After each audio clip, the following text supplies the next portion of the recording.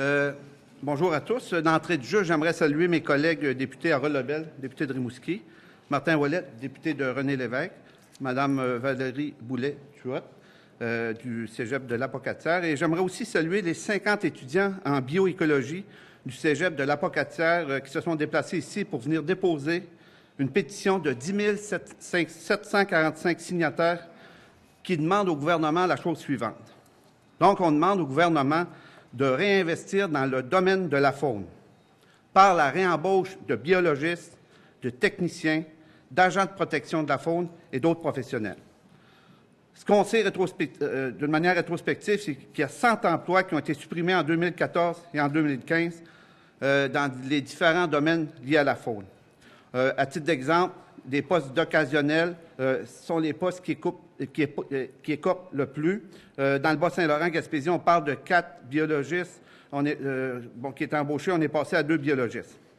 Donc, pourquoi c'est important d'investir dans la faune et de protéger les corps d'emploi qui sont associés aux différentes stratégies de régulation du domaine faunique? Parce que les adeptes d'activités dans les milieux naturels, ça apporte 3 milliards de dollars par année au Québec. On parle de 32 000 emplois. Juste pour la chasse et la pêche, on parle de 1,6 milliard de revenus. On parle de 600 000 pêcheurs et de 400 000 chasseurs. Pour assurer la pérennité de l'industrie, ça prend de la relève au niveau, entre autres, des adeptes. Les différentes instances, Fédération des pourvoiries, chasseurs-pêcheurs, nous parlent d'une rupture de clientèle en 2019. S'il n'y a pas un coup de barre qui est donné, c'est un secteur d'activité économique qui risque de s'effondrer. Ça prend aussi de la relève au niveau de l'expertise puis des spécialistes. Donc, actuellement, ce qu'on fait, c'est qu'on met à pied surtout les occasionnels, la jeunesse qui acquiert certaines années d'expérience et qu'on met à la porte. Donc, c'est la relève qui, demain, devrait assurer la pérennité de la ressource.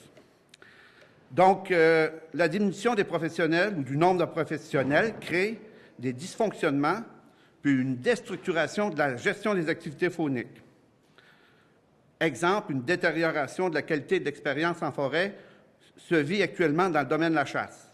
On a moins d'agents de la faune, on assiste à une montée du braconnage et ce qu'on appelle la tension entre les chasseurs. Nous, on appelle ça le passage de la stratégie de gang de rue à gang de bois ou de forêt, où on est dans l'intimidation, l'appât du gain, l'accaparement du territoire. Les agents de régulation, les agents de la faune permettent de discipliner ces comportements-là et d'assurer une pérennité à la pratique. Puis une qualité aussi à la pratique, parce que si les gens vont pratiquer des activités de prélèvement faunique et assistent à de l'intimidation ou du braconnage, ils n'auront pas le goût de continuer l'activité. Donc, la nouvelle relève n'est pas au rendez-vous, étant donné la mauvaise presse que le domaine de la faune vit actuellement. Autre exemple, mauvaise lecture des cheptels.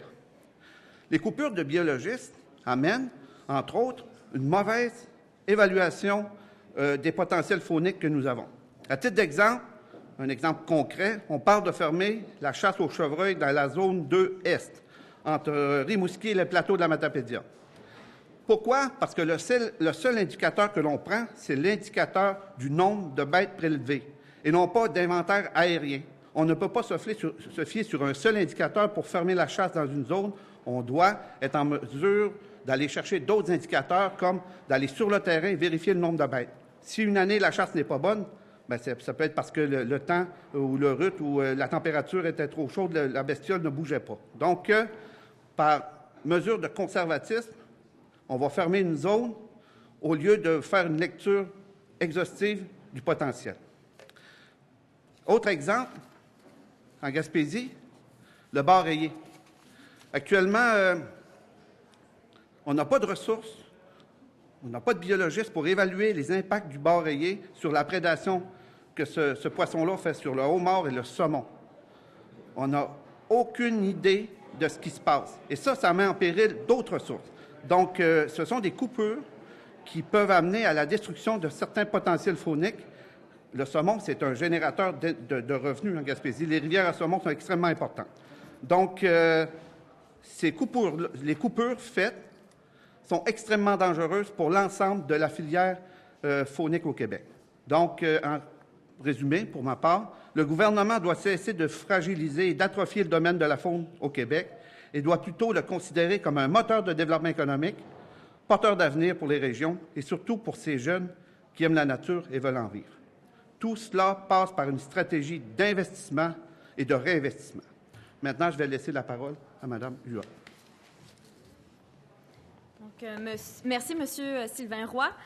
Donc, voici aujourd'hui, symboliquement, on dépose notre pétition ici à l'Assemblée nationale. C'est le fruit de notre travail qui date depuis au moins 1 an. Tous ces beaux jeunes qui sont derrière moi sont là pour se battre, en fait, pour la conservation, la protection de la faune. Ce qu'on veut, c'est un réinvestissement en matière de gestion de la faune au Québec et ça passe par l'embauche de biologistes et de techniciens de la faune, bref, d'agents de protection de la faune, de nos spécialistes qui sont là pour être sur le territoire et protéger notre patrimoine naturel qui coule dans nos veines. Mais c'est aussi, pour nous, un réinvestissement, c'est un signal qui nous dirait, nous, la jeunesse, oui, on vous veut dans la protection et la bonne gestion de notre patrimoine naturel.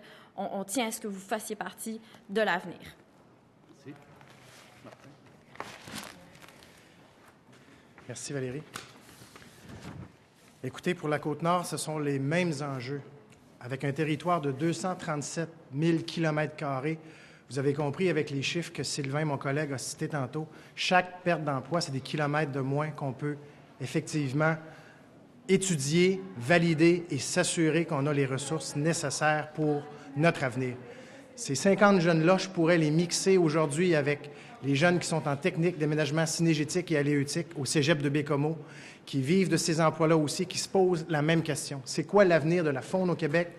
Présentement, ces jeunes-là ont les yeux pleins d'espoir, mais malheureusement, il existe devant leur vision une grande noirceur. Alors, ce qu'on demande au gouvernement, c'est des réinvestissements. Et ce qu'il faut comprendre, parce qu'en Côte-Nord, les gens pensent que c'est exclusivement des ressources naturelles, des mines puis de la forêt, mais il y a toute une industrie des pêches et de la chasse avec les pourvoyeurs. Et ce n'est pas une industrie saisonnière qui fait juste diversifier notre économie. C'est un moteur important économique qui crée des emplois durables et on a besoin de ces argents-là. Et ces jeunes-là ont besoin de ces emplois-là pour l'avenir du Québec. Alors, on demande encore une fois au gouvernement de réinvestir et on a besoin d'eux pour maintenir notre avenir au Québec. Je cède maintenant la parole à mon collègue Harold Bérubé. À Lebel, pardon. Bérubé. Madame, ma Je suis mal avec madame. Moi, un petit mot pour féliciter les jeunes c'est quand même un gros travail. Les jeunes de l'Apocatière, du cégep de l'Apocatière, un cégep du Bas-Saint-Laurent. Ça démontre aussi le dynamisme de nos cégeps en région, dans le Bas-Saint-Laurent. Des jeunes qui prennent des formations dans ces cégeps-là, mais qui ont une vision de la région, qui ont une vision de l'avenir. Si on a pris la peine de déposer ça ici à l'Assemblée nationale, maintenant, on va s'assurer qu'il y a un suivi. On va essayer de voir en commission parlementaire pour voir qu'au moins que le gouvernement réponde à cette pétition-là. Puis le message derrière ça, moi, ce que je vois, c'est un grand message d'espoir de jeunes qui croient aux régions du Québec. Quand on parle de faune, c'est notre richesse dans les régions du Québec. Puis les régions, si on perd ça, si on perd des gens comme vous qui prennent soin de la faune, de cette grande richesse-là, ben on est dans le trou. Puis là, on a beaucoup de jeunes qui partent de nos régions. Fait que quand on voit des jeunes allumés comme ça, qui disent, nous autres, on croit aux régions, on croit à la faune, on croit à la richesse des régions, on est dans un cégep de région, puis on veut bâtir notre région, ben là, on ne peut pas faire autrement que les défendre. Puis Sylvain, il connaît ce secteur-là, il est passionné. Fait qu'on va ensemble, tout le monde, on va porter votre pétition, on va essayer d'aller le plus loin possible. Merci. Merci beaucoup. Merci beaucoup. Merci. Bravo.